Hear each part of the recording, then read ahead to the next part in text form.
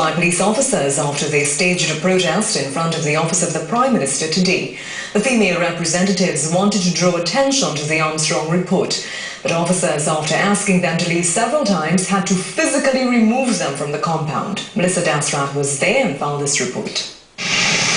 The women's arm of the Highway Reroute Movement were on the front lines once again. This time they staged a sit-out at the office of the Prime Minister. Calm at times and woeful at others, the women demanded that the government abide by the recommendations of the Armstrong report. The report, which was penned by a team of 19 experts and published on February 4, 2013, strongly advised that work should not proceed on the Debe and Mon Desir segment of the Point Fortin Highway. The spokesperson for the women's arm, Lila Budai, said the mothers and grandmothers are willing to stand in defense of their homes that are directly in the path of the highway extension to Point Fortin and will be destroyed.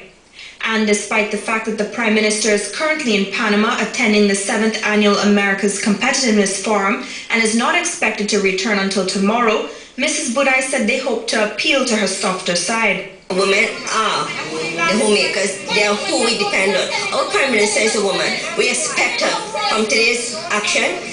Pay some heaters. Give us a listen. That's all we are asking. And we're just asking her, is she going to abide by this report?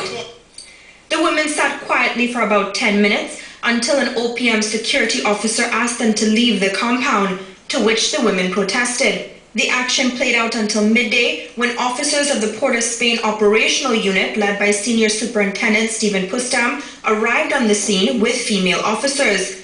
After removing them from the premises, Senior Superintendent Pustam tried to pacify the women. We have to protect the government from people from the government. When the government acting illegally, you protecting people.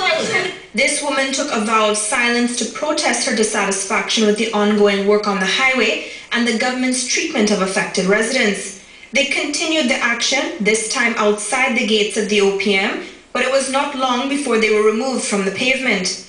The women's arm considers the government's dismissal of the report as reckless and with no regard for the impact it would have on people's lives.